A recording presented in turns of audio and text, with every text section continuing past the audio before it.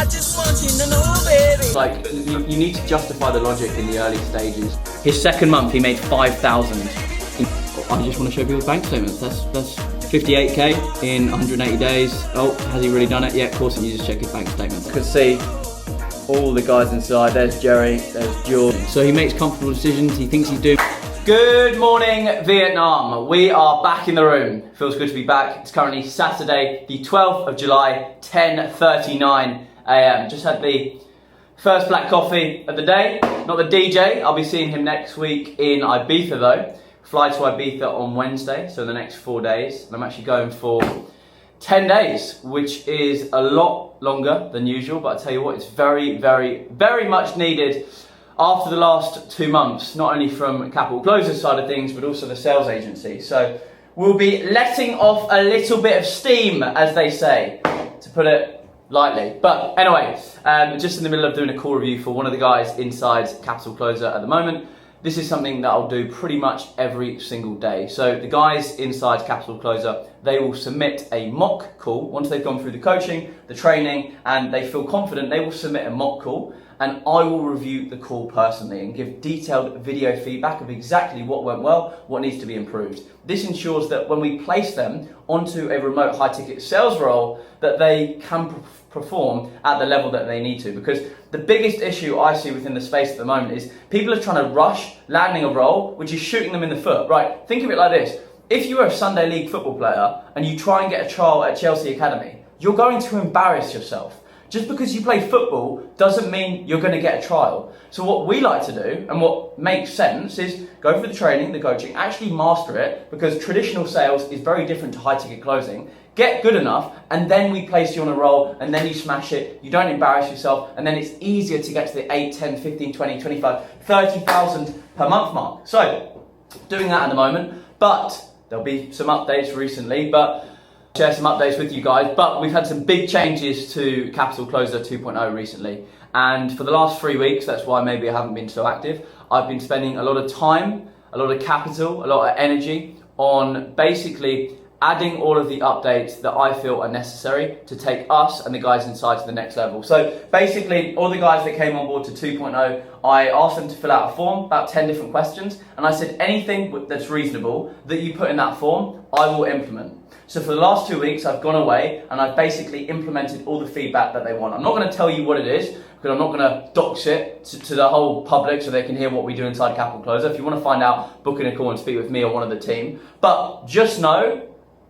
we have now separated ourselves. We already did. We have now completely separated ourselves from any other high ticket closing mentorship on the market. I mean, we already have, because I'm someone who's actually been there and done it in high ticket closing and corporate sales with receipts. Unlike other people, I don't see them making 20, 30,000 a month with commissions. I don't see their commission slips. I don't see them closing 10 million in corporate. Where are your receipts? I can't see your bank statements. No one else shows it apart from us and Inside Capital Closer. But basically, long story short, we've added a lot more one-on-one coaching, a lot more training, a lot more support. We've basically signed 5 partnerships with recruiters and another massive software company that I'm not going to say guaranteed roles, because guaranteed roles is a myth. You can't force someone to hire you. It's like, it's human to human. You can't force someone to say, yeah, I'm hiring you. You can't force that. It's as close to a guaranteed role as possible. We literally now have thousands and thousands per month of high ticket closing roles for the guys inside Capital Closer. Plus, on top of that, my sales agency, we're massively scaling and growing. We need more closers, and guess what? All of the closers from my sales agency, they're hired from Capital Closer. We've actually just hired 2 closers from Capital Closer this month onto my sales agency, and the offer that we've actually signed is a trading offer. And what I'm looking to do is take that trading offer from about 30,000 a month to 200,000 a month in the next 120 days. And the guys that are bought on as closers, as you can guess, they're going to get to a point of making 8, 10, 12, 15,000 a month just by being placed onto that role. So anyway, let's get into this quick call review just so you guys can hear what the lay of the land is, and I'll give some quick feedback. Why are you booked on a call today, Jerry? Why are you here? Yeah, so to be honest, I've just kind of seen Colin for a while now. I've seen him over the last sort of 6 months or so, kind of talking about this thing. I know a lot of what he, preaches about is just kind of preaching to like 9 to 5 sales guys, as he calls them. The people that are sort of working within different spaces and stuff like that. So I'm just kind of interested to hear like what the opportunity really is in terms of high ticket closing and how I could potentially transition. This is the to prospect. It, get into it, I guess. Yeah, sure. Am I right to assume that you are a 9 to 5 sales guy at the moment? Yeah, absolutely. So I work in cybersecurity sales. Brilliant. So what is it that's making you Want to transition out? Nice, yeah. Getting an understanding Yeah, I of think what's it's the really cause and effect. You know, It's really like- because if someone's working a role, Yeah, it's like business you need to justify the logic in the early stages of the call and really understand, well, hang on a second, like if they're looking to make this transition, like don't make it seem like it's the biggest issue I see with sales reps is they make it seem like it's a no-brainer, like, oh, you just want to transition, like make it seem like it's a big thing, like why would you even want to transition out? Make them sell you. They want to feed into the curiosity then, because when you're going like, what's even making you look to want to transition out? They're almost like, because you'll look confused and they're going to go, oh, well, you know, and then you sort of, just quickly on this, it's quite high level, but at the same time, like once you get your head around this, like it's just going to change the way that you conduct your calls. So as you can basically see here, there's like almost 2 different ways that you need to look at everyone when you're speaking to them on a sales call. You've got like, what I like to call it, the devil, or the left side, or the 1.0, and then you've got the angel, which is like the right side, or the 2.0, okay? And I'll run through basically what I mean by the sort of devil and the 1.0 right now. So this is basically effectively identity selling. So basically, you want to attach this devil voice, or this 1.0 voice, to a certain state, and a certain mindset, and a certain set of feelings. So they can attach that identity to that specific thing, therefore they want to run away from it and they don't want to continue thinking like that.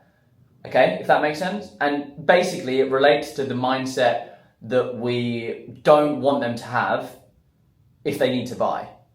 Because it's the truth. Like if they are comfortable, if they don't make quick decisions, if they do procrastinate, if they don't invest in themselves, they won't invest and obviously make a sell and you know, better their situation, right?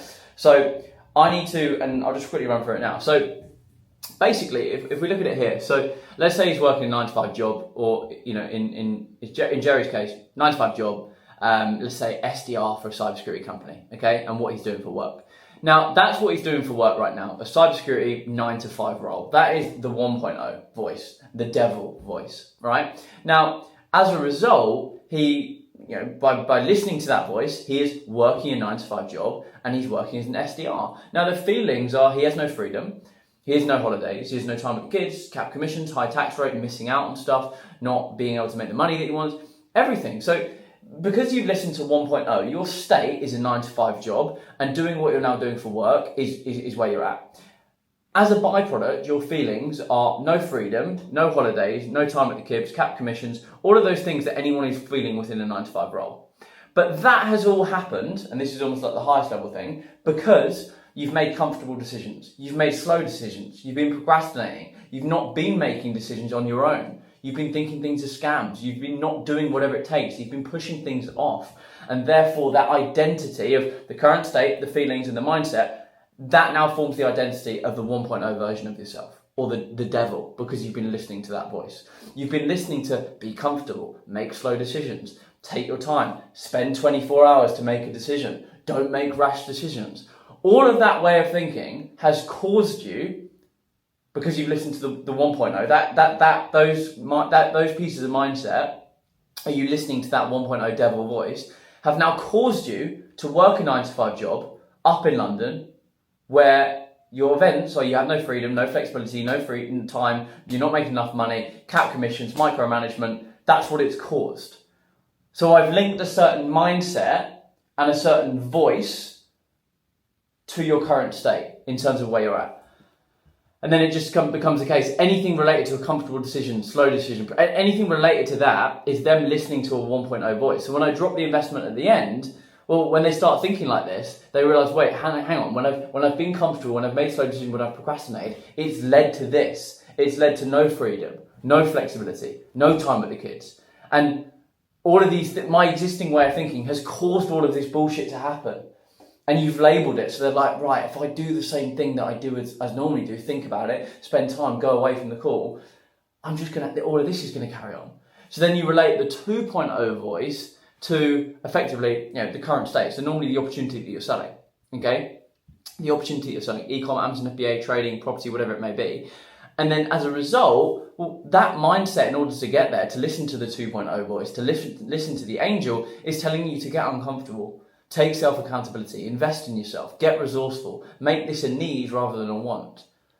and then you become the 2.0 version or the angel version of yourself. And you have the euphoric feeling now, where you do have freedom. You have holidays, cash flow, happiness, joy, family, abundance, right? So you relate, and do you see what I mean? It's like a devil here, and then you got an angel, but underneath it, it's all of these layers that label each one. So when I drop the investment at the end, well, guess what? Like most people, you're going to feel uncomfortable. You're going to feel like you want to push it off. You're going to want to speak to a partner. But then it comes back to the devil versus angel. Who do you want to continue listening to? And if you say you want to go away and think about it, what's happened when we've been comfortable in the past? Can you bring up to me again, remind me, what have we missed out on when we've allowed that devil to speak to us? When we've allowed that 1.0 voice to speak to us? What have you missed out on? X, Y, and Z. And how did it feel knowing that you did miss out on those things? Pretty shit. And who else did it affect because you missed out on those things and you listened to that 1.0 voice? And the question becomes, what if you keep listening to that 1.0 voice? What do you think realistically keeps happening? Blah, blah, blah. So the question I have for you, whether it's uncomfortable or not, as you know and I know, it doesn't really matter. What matters is listening to the right voice.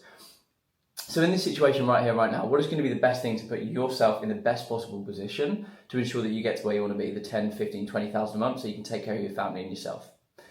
Listening to the devil or listening to the angel? Listen to the angel. So what do you want to do? And boom, do you see that? Then you've got them in the identity selling. So that's quite a high level thing, but I just wanted to quickly share that with you because I think it's quite important. And I can share you obviously this as well, the sales call pre-mindset stuff. This is really important. These are like almost pictures here. So these are almost pictures that you can almost identify the pictures. Like, for example, you look at this guy. This guy here, he's effectively, if we look at it from this side of things, he's the 1.0 version. So he makes comfortable decisions. He thinks he's doing well. His definition of good money is very different to what we would say it is. He blames timing, business models, finances, other people, scams. He doesn't take risks. He allows fear and comfortability to beat him because he listened to that 1.0 voice, that devil, right? Whereas this guy, he makes uncomfortable decisions. He compares himself to where he wants to be rather than the average person. He's willing to do whatever it takes and make it a need, invest in himself, take self-accountability. He's a leader, makes big decisions himself rather than referring on to other people. And do you see how it's always perfectly aligning to everything I don't want to happen at the end of the call? Like, by me having them buy into this identity, this version, they can't say at the end of the call, I want to speak to my partner, I need to think about it, because, well, you're just basically agreeing to being this guy and settling for this. And I've basically helped them realize what they've missed out on when they've listened to this shit, this voice. And I always say it's a voice. I never say it's a version. I always say it's voice, because at the end of the call, when I drop an investment, there's going to be a voice in the head of do this or do this. There's going to be a thought process. It's not going to be a version. They're going to, which version do I become right now? It's a voice in the head. So I always say there's two different voices that speak to you, 1.0, 2.0, or devil or angel. All right. And then of course here you've got like the actual reality, because this is the mindset and the actions and the belief systems that 1.0 has, and almost the thought process, right? These are the thought processes, but this is the reality as a result. So because this person thinks like this, right, it obviously leads to this, which is why they're on the call. Because you've been comfortable, because you've not invested in yourself, because you've not made it a need and you kept it at one, well, this is the reality. You work a 9-to-5 job, you miss out on holidays, you miss out on your youth, you don't have a lot of money, you're just average. And because of this way of thinking and your belief system. Whereas all of a sudden this guy, well, he can set his own calendar. He can do what he wants. He's making 8 to 50k a month. He's got time, location, financial freedom. He's a leader. He's a role model to his kids. Why? Because this is the way that he thinks. This is his belief systems. So that's really, really, really important to get one call closes, more paid in fulls, and just make a shit ton of money with your 90 closing. Finished up a mock call review there for one of the guys inside. Really, really solid mock call, to be fair. Was really good. Walked him through, as you probably saw there, a little bit of identity selling and basically how to understand people's belief systems and mindset. Because that's the biggest thing. Like when it comes to high ticket closing, look, I was obviously a closer myself for 2.5 years, and I sold on an e-commerce offer, Amazon FBA, and a Airbnb offer. And I've also sold like property offers as well, but that was like more sort of like in and out jobs. But yeah, and the biggest thing is, especially when you're selling like a 3, 4, 5, 6, 7, 8k price point, is a lot of people don't one call close. And look, of course there's a time and a place. Not everyone's going to be one call closed. But I think this perception of, we shouldn't be pushy is a complete load of bullshit. Look, yeah, there are certain offers in the space where, that doesn't make sense. If you're selling a B2C biz offer under 8k, there is no reason why someone should not be tried to be one call closed. And that's not even from a selfish standpoint to try and close someone. They need it. If you let them off that call, they won't change. they won't better their situation. They'll keep doing what they're doing, and they're just basically, it will just go even worse and worse. The amount of people that I've spoken to over the years that they don't close and they come back 6 months later, oh, what prompted you to reach back out? Oh, I'm still struggling with the same things. If we only solve that problem there. But again, it's your responsibility as a sales rep to be good enough, to be challenging enough and helpful and considerate enough to move them out of their own way. So we just went through a little bit of that there, because at the end of the day, you're losing deals if you're not one-call closing people and you're booking in follow-ups. Follow-ups in high-ticket closing, in reality, look, I don't agree with the concept of they're all bullshit. Anyone who says that, firstly, it's just a marketing gimmick. Secondly, they've probably never had a corporate sales background. I've had a corporate sales background. I understand the value of follow-up. And this is the biggest issue in the high-ticket sales space at the moment. So many closers, in my opinion, having seen hundreds, maybe even thousands, are absolutely dog shit. That is why, and I'm saying this from a proof point of view, with numbers and facts to back it up, every single person of every sales team that I went on, I completely dominated. The reason why was, yes, the work ethic, work like a dog, relentless, absolute animal, but it was also, I had a corporate sales background. I understood sales holistically. I wasn't a one-trick pony like these spastics in high-ticket sales. Oh, let me deal with one warm inbound calls. If they don't close, I don't know how to follow up because you're shit. That is why I work with 9 to 5 sales guys inside Capital Closer, because it allows them use a skill they already have. They've already got cold calling, outbound dialing, prospecting, like they understand like tenure within sales. They then make the transition in and they're almost like, wait, I've been skiing uphill this whole time. I get warm inbound calls. It's like skiing downhill. It's so easy, which is why in my first month, I did $21,878 in commissions my first month in closing.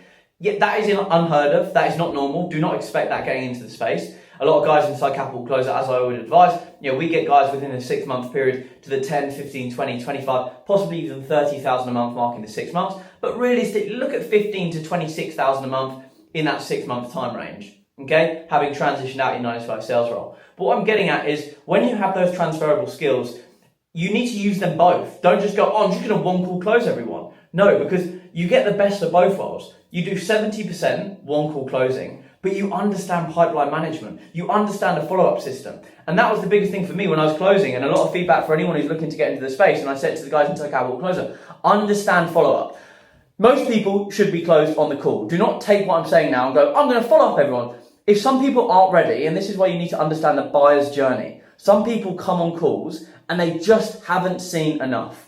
And yes, of course, you can bring them down. You can, bring them down yourself as a salesperson. Sometimes people just aren't there. And it's almost like dating, You can either, ruin your chances and go straight in for the kill, or nurture the relationship and go, do you know what? I'm going to take my time with this one. This is going to have a different approach. And you have to be flexible. You can't be a one-trick pony. That's the issue with high-ticket closing. And that's what I used to do. And still do, and the guys on my sales teams do that as well, and the guys inside Capital Closer. So if someone isn't ready, you need to understand that, hang on a second, okay, they aren't ready, I'm going to bring them down a certain period of the line on this call. I'm going to send them assets. I'm going to send them really useful personalized Loom videos. I'm going to send them some YouTube videos. I'm going to send them some voice notes. I'm going to leave a reminder in my calendar to drop them a personalized voice note every 14 days. I'm going to get a personalized Loom video done from the business owner that I think would be beneficial for them. I'm going to send them over a specific case study that relates to them because the person was in the same role that they were in the same position.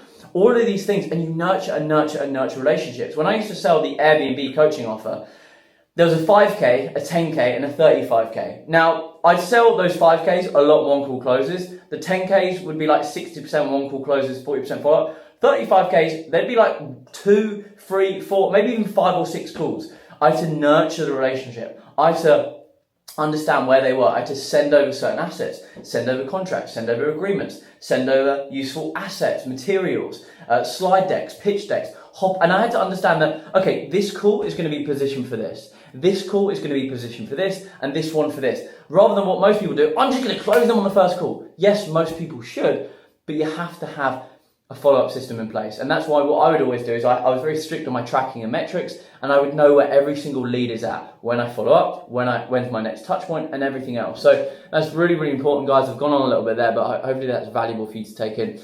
One thing I want to quickly show you is the updates that we've made to Capital Closer. I'm not going to share all of you for obvious reasons, and I'm going to blur out probably a bit of this screen. But what we've basically done is I brought on 2 coaches to Capital Closer alongside myself. These are guys that have been in the space for quite a while, and these are guys that have mastered the 150k per month sales process. That is the sales process that I created myself, that if you are actually good enough to follow it, you will close 150,000 per month in deals as a closer, which means you'll make 10%, 15,000 per month in commissions at the bare minimum. Same process I used to collect 150 to 250,000 month after month when I was a closer myself for 2.5 years straight. Okay? Now, they've adopted that. They're really, really good. They're solid. They've been in the space for a while, and they're both leaders within Capital Closer already. They've actually come from Capital Closer. So they're people that I looked at and knew they've got very high standards. They're extremely competitive. They want to win at all costs, and they are top performers, and they want to be the top 0.1%. And they do not accept bullshit average standards. I do not want to work with anyone that is looking to dip their toe in high ticket closing and test it out. I only want to work with people that want to come in and dominate, get to 15, 20, 25, 30, 40, 50,000 a month, change their life and their family's life. How I do one thing is how I do everything. We, inside Capital Closer, we have the best coaching, the best support, the best closing roles, the best opportunities, the person who's actually been there and done it at a high level in remote closing and corporate sales, and we do the biggest trips and incentives and bonuses. No other real high ticket closing mentorships do that. We do trips to Ibiza, Marbella. We've got another Marbella trip this September, which we're actually hiring out an 8-bedroom villa, and I'm paying for the top 8 performers to come away. We're going to have villa parties. We're going to do restaurants, beach clubs, sales calls, live training, coaching with the guys, runs, gym, videographer coming out, the whole 9 yards, whilst making money out in Marbella, doing remote high ticket closing with the top performers in a massive villa. Next year, we're doing a trip to Dubai. I'm moving to Dubai in September. We're going to do a big trip to Dubai. And next summer, we'll do one to Saint-Tropez. No one else is doing what we're doing because we do it bigger, we do it better, we do it better. And guess what? We make a lot of money. We are the best at what we do. We're number one. We win at all costs. We're the top 0.1%. We're obsessed with what we do, but we have fucking fun.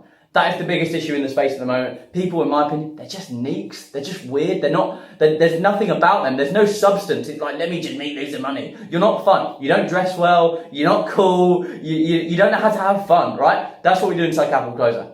Make a shit ton of money. Be the best at what you do. Be obsessed. Be the top performer on every sales team you're on. But guess what? Look the part. Right? Look the part, feel the part, work out a lot, right? Go to the gym a lot, look great, and have a lot of fun. Don't be one of these guys, oh yeah, Sunday night, reading my book, doing my manifestation. No, grow up. You're in your 20s. Seriously, it pisses me off when it's like, oh, look, how my Sundays have changed. Even when I work like a dog, right? I know this is a bit of a rant. I work like an absolute dog. Last month, we had our record month in Capital Closer and the sales agent. I had my record month ever, all right?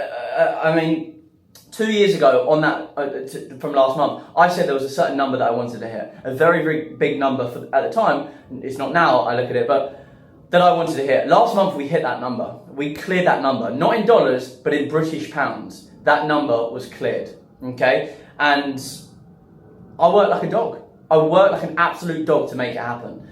And I work extremely hard, and I'm pretty much in this room 12, 13, 14 hours a day, and I love it. I wouldn't want to do anything else. I'm obsessed with it.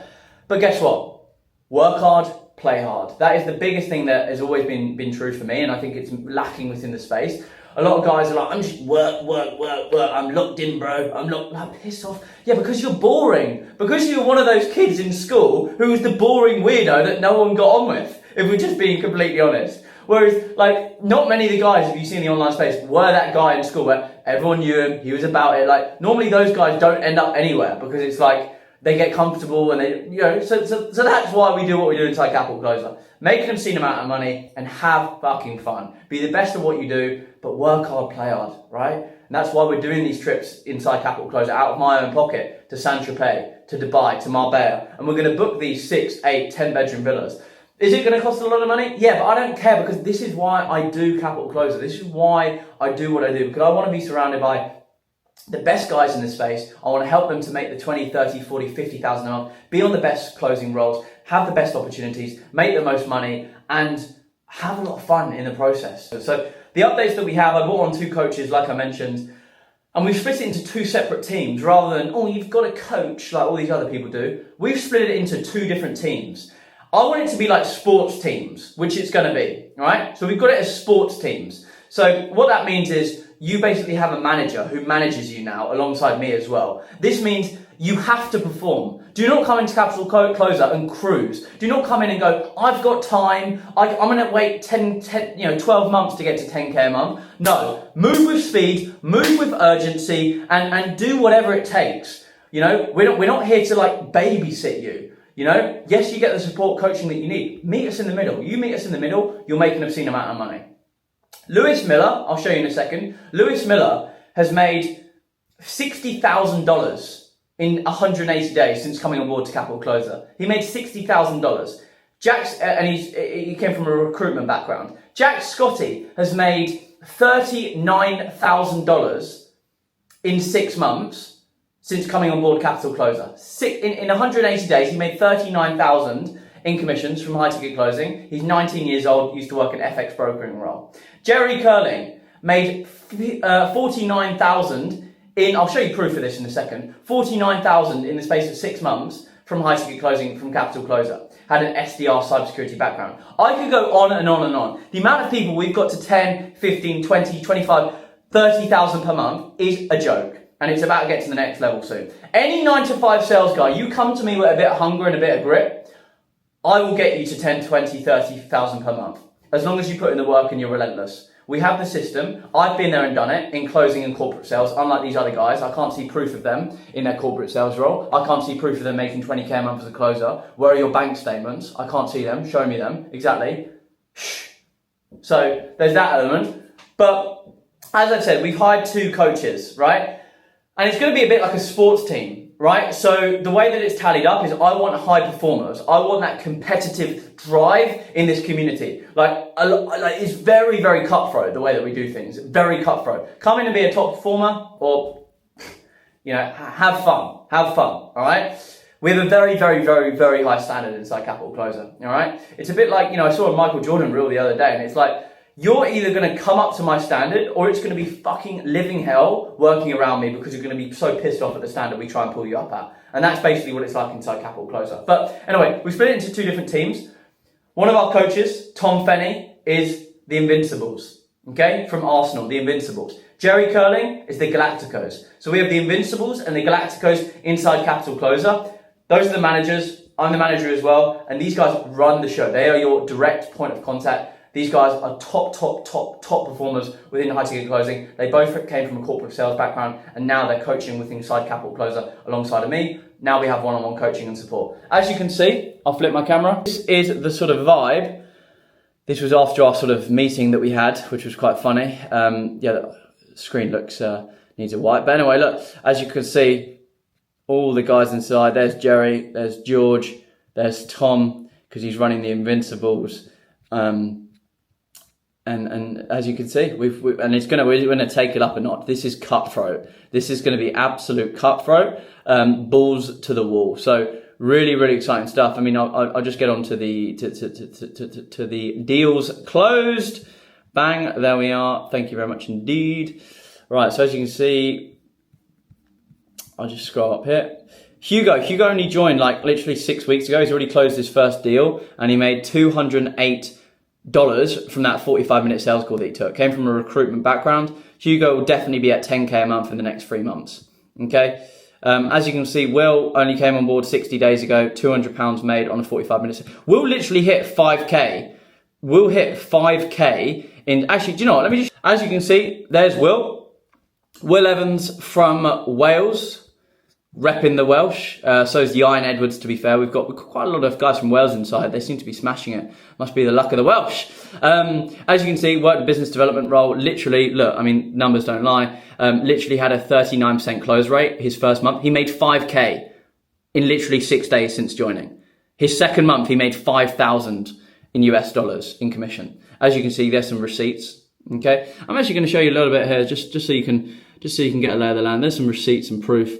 I'm going to show you Finn. He is 17 years old. His third month, he made 9,200 in commissions made. There's some receipts for you. As you can see, there's him in Marbella. Big dog, taking some calls. As you can see, there's Jack Scott, 30K made in 180 days, and there's your receipts if you need to see them. There's his bank statements. We do not. I just want to show people's bank statements. That's literally the levels that we go at. That's all I care about because no one shows it within the space. Here he is, Lewis Miller. Lewis Miller literally cleared 58k in 180 days. Oh, has he really done it? Yeah, of course he has. Why don't you just check his bank statements out? He literally bought a car within 4 months since coming on board. I think this car costs like 70k. All right, it's a very, very, very nice car. As you can see, 25k, 6 months since joining. So as you can see, the proof is in the pudding from that side of things. And then we go back onto here. As you can see, we've got a trip in Marbella. I'll show you the Marbella trip. Let me type it in here. Might be a bit of a long vlog of this. Oh yeah, as you can see, you can sort of see this here. Got a Marbella trip, so you can see the top performers, Marbella Capital Closer trip, blah, blah, blah. As you can see, we're hiring a massive villa. As you can see, sales calls, call recordings, live coaching, pool, gyms, villa parties, the whole 9 yards. Be obsessed. That is why you come into Capital Closer, to make this type of money, not just to dip your toe in the water. And bang, as you can see, that is how we do it. Work hard, play hard, make an obscene amount of money, and be the best at what you do. Right, okay, we're sat in Big Dogs. Just finished up probably about an hour or two of work. Was just basically mapping out the new onboarding process that we're going to be putting in place for next week.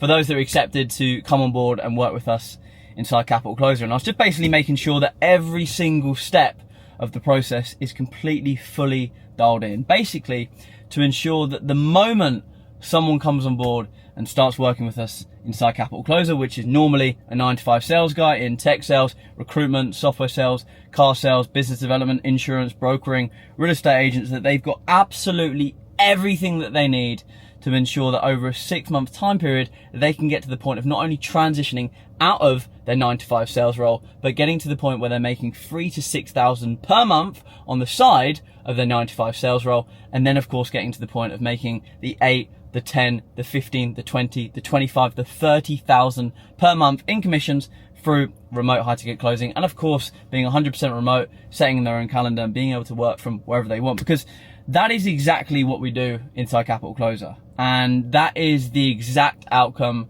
that for anyone that goes all in and follows it to a T, that they get.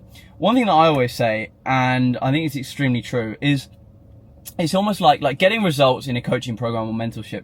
It's almost like baking a cake. And what I mean by this is, let's say, for example, there's a recipe there, okay? The recipe is basically the end product.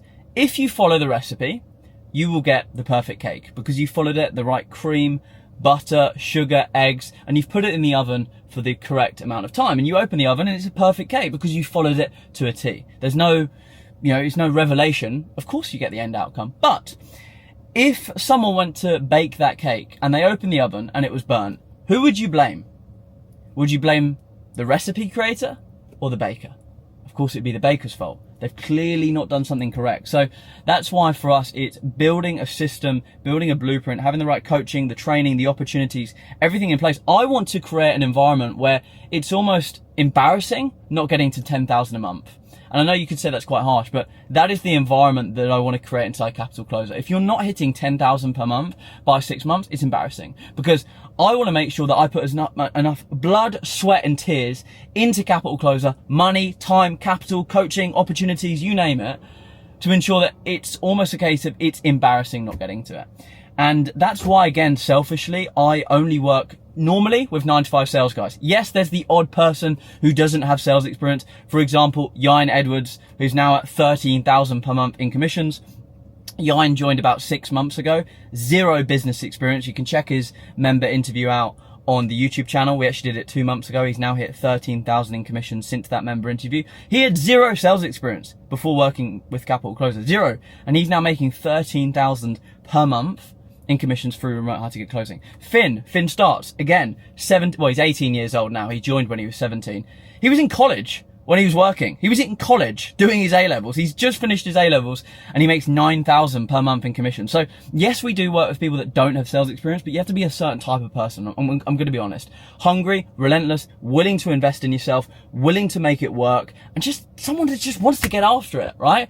Like, and also selfishly, look, I've been a 9-to-5 sales guy. right? Unlike a lot of these guys that talk about it, I've actually been one. I've been in corporate sales for nearly 3 years. I sold 10 million gross profit to some of the largest corporate B2B accounts. I don't need to get into it. I've been there, I've done it, I've bought the t-shirt.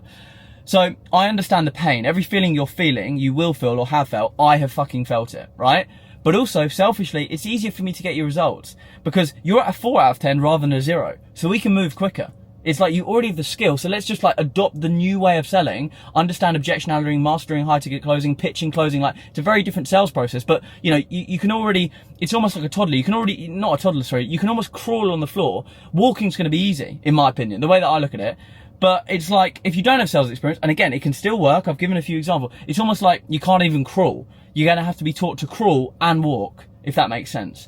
So, yeah, but that's why, like, for me, I mean, Jesus, the conviction that I have for, if you are a 9-to-5 sales guy watching this,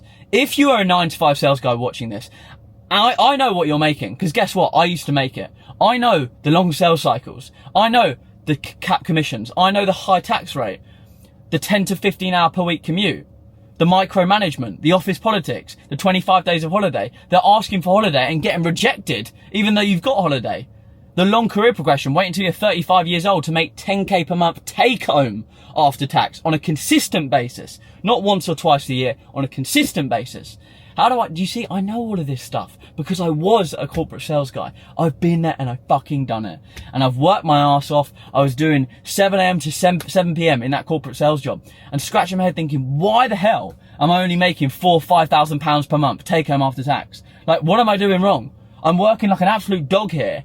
And there's people who are younger than me making 20, 50, 100, 250,000 per month. What am I doing wrong? And then I understood it wasn't my skill set. It was the vehicle that I was in. And this is the beautiful thing. This is one concept that when I wrapped my head around it, everything changed for me. The fact that it doesn't matter about your skill set. I mean, Alex Hormozi even speaks about this. You can have a 6 out of 10 skill set, but be in a 10 out of 10 opportunity vehicle and you'll make 20, 30,000 a month. You could have a 10 out of 10 skill set, but be in a 4 out of 10 opportunity vehicle and you'll make 4,000 a month. And that was my issue. I had a 10 out of 10 skill set in my corporate sales job, but I was in a 4 out of 10 opportunity vehicle in the corporate sales role, which kept me stuck making 4,000 per month, no matter how hard I worked, right? But I then transitioned into remote closing. I used the exact same skill set, 10 out of 10, but I was now in a 10 out of 10 opportunity vehicle. So when I was making 20, 30,000 a month in high ticket closing, there was no, how's it done that? Well, it's pretty obvious. He's now in a better opportunity vehicle. Of course that's going to happen. He puts in the same input, but he gets more output. Rather than putting 1 in and get 2 out, I put 1 in and get 4 out. And that is the leverage for any 9-to-5 sales guy. I know you're making 3, 4, 5, 6,000 a month. I know you've got the cap commissions. And look, the thing is with you, you've got an above average life, right? You're not on the breadline and no one's saying you are. But if you have ambition and hunger and drive, and look, when I was working my corporate sales job, like 4 or 5 grand a month at like 18, 19, 20 years old, it's, you know, people would say it's good. You know, the people that are saying it's good, you know, they're not people you want to listen to, but you know, it's good, right? But that is the issue. And that is what kills success, comfortability.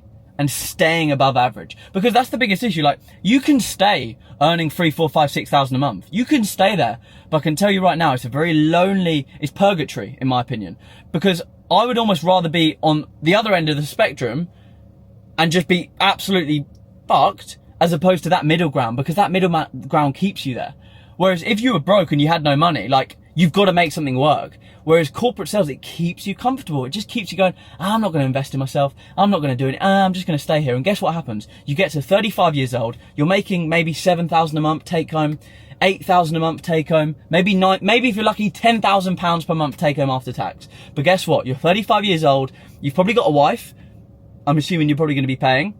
You've got car payments for you and your wife, assuming you're going to be paying. Groceries, going to be paying. Mortgage, going to be paying. Holidays, going to be paying. Commute, going to be paying. Got the high tax rate, the cap commissions, you're wearing a suit still, going into an office, 25 days of holiday. You're then probably going to have kids. You're going to be left with about 3,000 a month at 35 years old. What are you going to do at 35? What are you going to do with 3,000 a month? Because that leaves you with what? That leaves you with 36,000 take home per year, effectively. Because after your expenses and after tax, you're actually only left with 36k. So actually think about that logically, right? And I'm going to finish on this because this is the point people need to think about. What you need to understand is the idea of pacing. And what I mean by the idea of pacing is the same way, if you're running a 5K and the first 2 kilometers you've done in 10 minutes, well, guess what? Your 5K, if you keep doing what you're doing at the pace you're running at, you're going to do a 25-minute 5K. There's no revelation, there's no shock.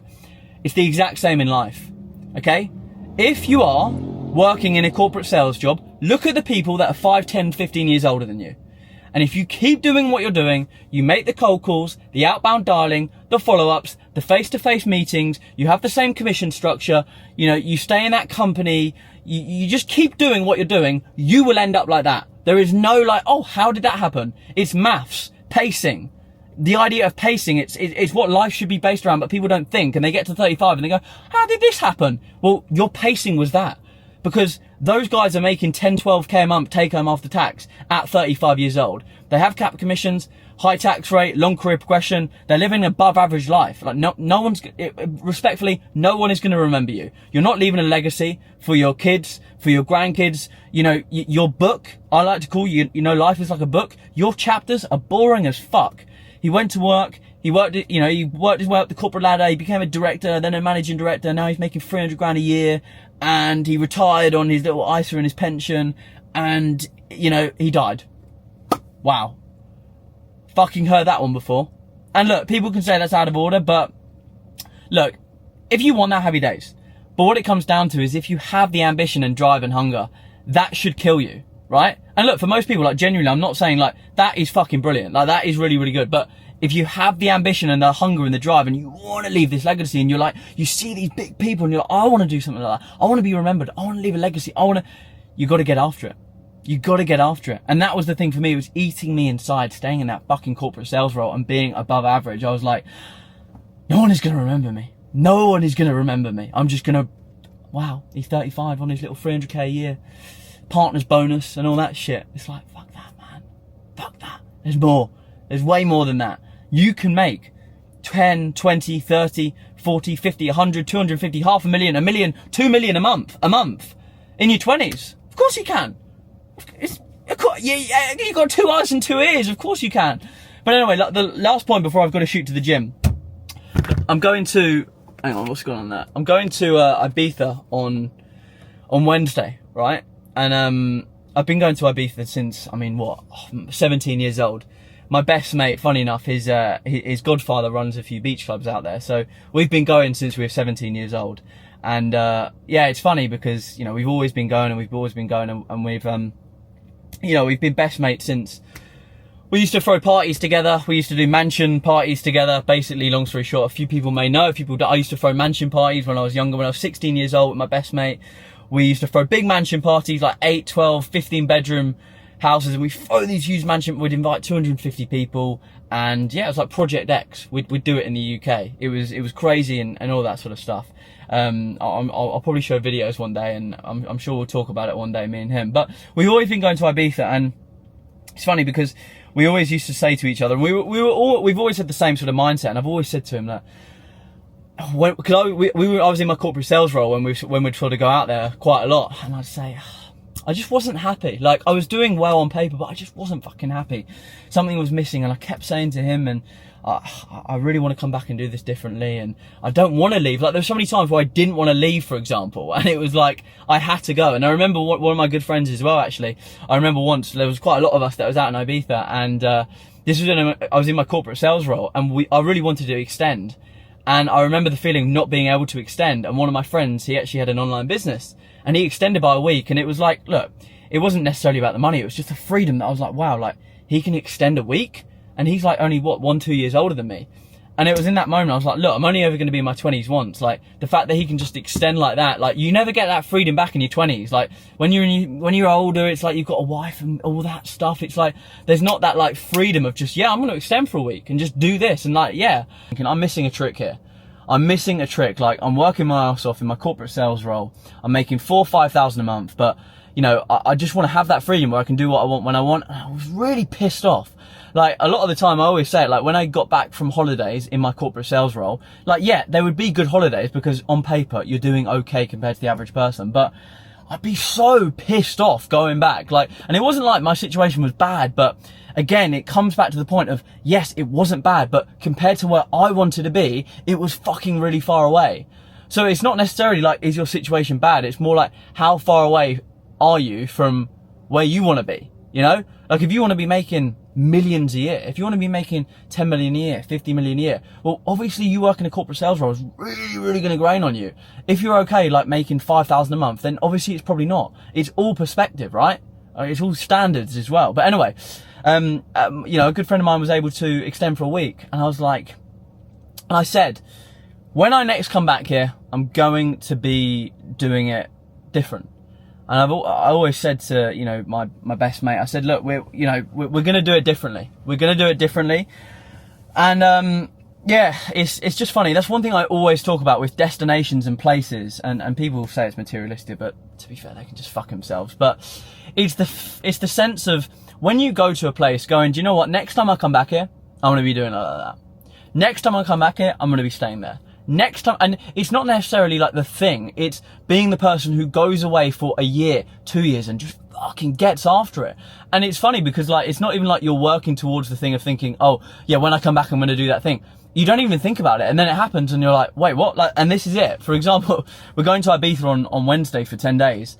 And, let's just say we're going to have some fucking fun. As I've already said in this video, work hard, play hard. You know, I'm one of those people, whatever I do, whether that's sport, business, anything, I'm very all or nothing. Very. That's my personality since I've been born. I'm very all or nothing. I'm very, very fucking obsessive, which is a good thing and a bad thing, you could say. But, yeah, I'm very all or nothing. I'm the type of guy that if everyone's out, I'll make sure everyone who's out has a good time.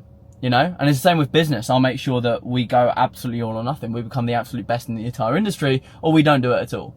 Same with football. I become the best goal scorer and the top goal scorer, or I don't play football at all. 100 meter sprinting, I'm the quickest sprinter, or I don't sprint at all. It's always been like that, and it always will be. But yeah, it's funny because we're going back on Wednesday now, and it's funny, like all these sort of places and things that I wanted to do, we're doing them. And yeah, it's funny because doing it with sort of all my mates and everything, and it's you know, you go away for a year or two and you just absolutely tunnel vision, then you look up and you're like, you know, you smile for a little bit, you know.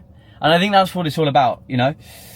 Make a lot of money, have a lot of impact, be the best at what you do, be obsessed, never miss a beat, work extremely hard, work like an animal, and have a lot of fun with great people. You know, that's what it's all about at the end of the day.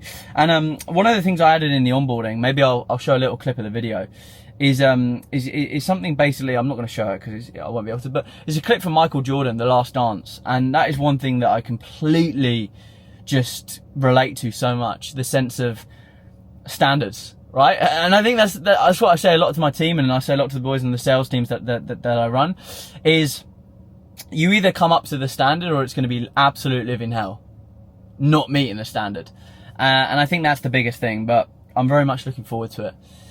On Wednesday, gonna have a lot of fun, but yeah, it just goes to show, guys, like genuinely, like get after it. Don't listen to people's opinion who aren't where you want to be. Just get after it. Go. And that corporate sales role, I tell you right now, it is hanging you down. It is weighing you down. And it isn't going to get any better. I promise you. I've seen it time and time again. I've had the promotions. I've got the bonuses. I've had the partners shit thrown at me. I've had it all. Remote high ticket closing is your best vehicle for you to make 10, 20, 30, 40, even 50,000 per month once you master it at a very high level to get to. And the reason why I'm saying 40 and 50 now is because there's guys inside Capital Closer who are going to be hitting that at the end of this year.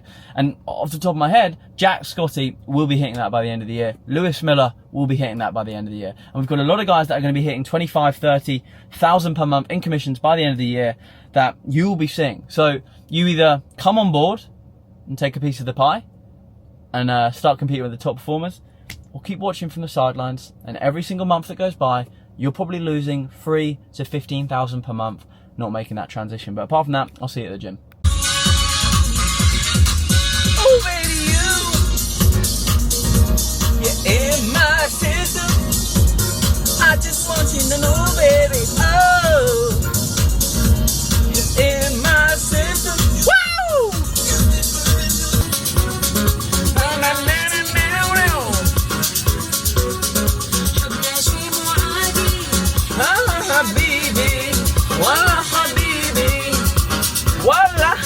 Habibi. Say this is probably up there with top summer 24 songs.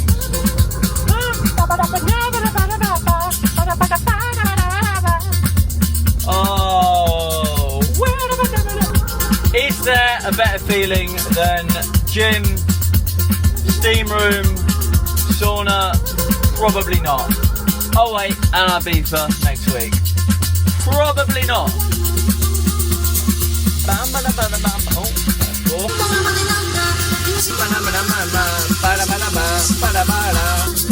Oh.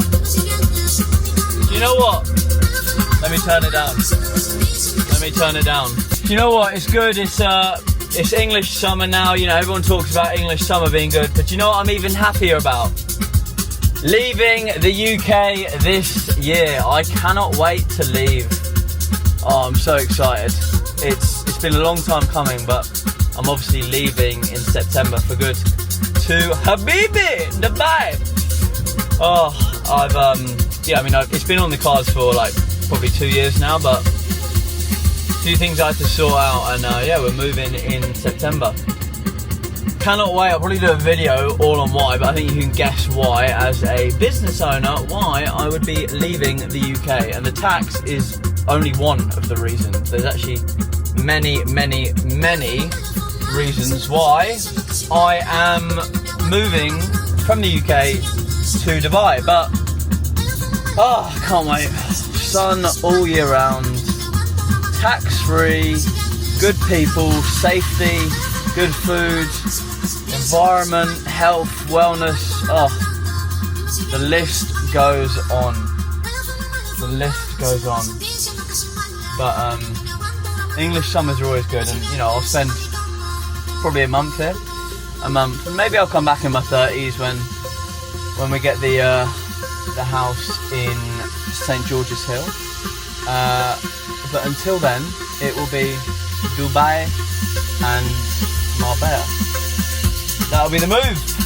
Dubai, Marbella, and yeah, that'll be it really. Those will be my two bases, to be totally honest with you. But anyway, I was actually, when I was in the gym, I was actually sending a voice note to someone, and I wanted to sort of quickly say it on here. So I was speaking to someone, he's working a recruitment job, and he said to me, actually, let me read the message. Let me read the message of what this guy said. Right, this guy said, for sure, it does interest me. I'm quite comfortable in my current role, but things may change down the line. Now, this guy's working a recruitment role. I know that for a fact. And that is the exact issue. You are comfortable. That is why you should transition into remote hard ticket closing and do something to get uncomfortable. What happens in your comfort zone? Nil point. Nothing. Absolutely fuck all happens in your comfort zone. And comfortable, it's all about definition, right? Because what? Comfortable earning £3,000, £4,000, £5,000, £6,000 per month take home after tax? Comfortable having cap commissions? Comfortable having 25 days of holiday? Comfortable waiting 3 months for your deals to close? Comfortable being told what to do every day? Comfortable wearing a suit while it's 25 degrees? Comfortable spending £300 per month on transport? Comfortable commuting 10 to 15 hours per week into the office? Comfortable being 35 years old and making 10k per month take home after tax and providing for a family on that? Is that comfortable? Absolutely fucking not. So have a think about it next time. Is comfortable benefiting you? Probably not. So why don't you get uncomfortable? Because it's all about definition. Look, if you're someone who wants to make 10, 20, 30,000 a month, travel the world, do all of these things, you know, like take care of your family, go to the villas you want, go to the hotels you want, go to the gym you want, you know, buy the car you want, the watch, whatever you want, right? Whatever you want to do, invest in stocks and all that shit you want, whatever you want to do, at the level you want to do it, have the freedom, the flexibility, time, location, financial freedom in your 20s, and have that flexibility to work from your laptop and make 10, 20, 30k a month. The decisions you need to make to get there is not going to be comfortable. And someone who's making £3,000 to £6,000 a month in a corporate sales job, if you want to make that, you should not be fucking comfortable. If you want to make 30,000 a month online and do what you want when you want with who you want, making £3,000 to £6,000 per month is not comfortable whatsoever. However, look, let me just make something clear. if you are making 3,000 to 6,000 a month and you are happy making maybe 5,000, 6,000, 7,000 a month and working a corporate job in a corporate environment, in a corporate system, should we call it? Let's not beat around the bush. And you're happy going into the office and working with these people and that mindset and the tax rate, you're happy with that, then that's absolutely fine. Of course, yeah. But if you're not, then you're lying to yourself saying you're comfortable. So I just wanted to make that point. And secondly, just before I quickly go in there and get a Coke Zero, because I'm sort of currently cutting for Ibiza. Haven't cut in a while. I obviously used to play football at quite a high level, so I never used to cut.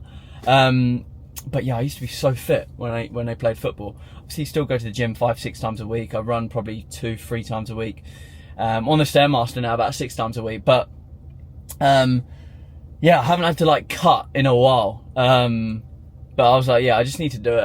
I just love being like athletic, fit and lean. And one thing as well, I appreciate is like being good at everything. Like just like, oh, I can lift weights. No, that's not enough. Mate, be good at football, be good at rugby, be good at long distance, short distance, be in great shape, not deadlift, I don't like deadlift, squat, bench press, press up, sit ups, incline walk, you have to have it all. It frustrates me so much, when people are like, oh yeah, mate, if you put a lot of people that smash the gym, if you put as much effort and energy into the gym as you did to making money, you would be a millionaire. Because guess what? This is a harsh reality that a lot of people don't like to come to. Going to the gym 6-7 times a week isn't going to retire your mum. Isn't going to take care of you and give you the dream life that you want. Yes, it's beneficial, alright? I'm not saying don't do it. You should always do it. But you got to understand that your whole lifestyle isn't going to change until you focus on the wealth element. In theory, you should do wealth and health, okay? You should focus on both. Stop being so ton of it. Yeah, I'm locked in. What, just going to the gym 6 times a week, mate? You're not, alright? You need to focus on health and your wealth. And remote high-ticket closing is your best way to do so. But what I was going to say was, I was in the gym there, and I was in the sauna, and even in the sauna, I have AirPods in.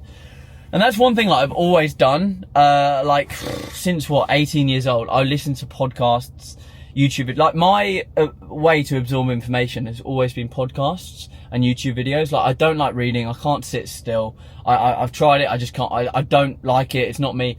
What is me is active, on the go, AirPods in 24/7, absorbing information through people speaking 1.25x, 1.5x. I can really short and fast track the information that I need.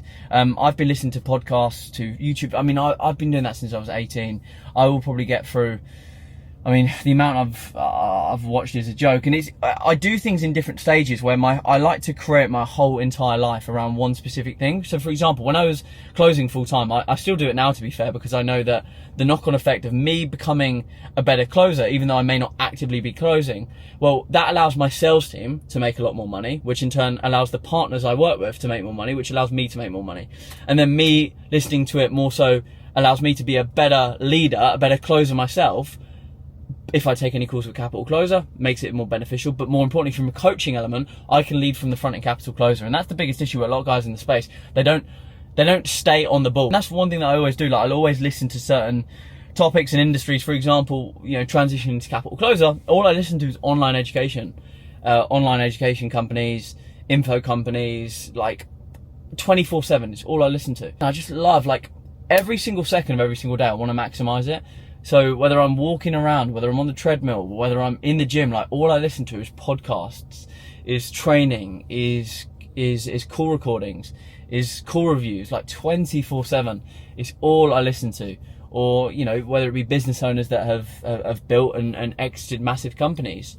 Many people that have built companies to 10, 25, 50, 100 million, get insights from them and get real understandings of the way that they think, and almost put that, I can just fast track everything because I'm just absorbing the way their mental models and the way that they view the world into me. And if you do that 24/7 over what have I been doing it now? Probably for 5 years, literally every single day. If my YouTube per day will probably be 3 hours. It has to be, because I go to sleep listening to it. Anyway, long rant. Let's get this Coke Zero. And got a YouTube video to film, obviously not this one. YouTube video, 9 to 5 sales versus remote high ticket closing, running through the differences. So yeah.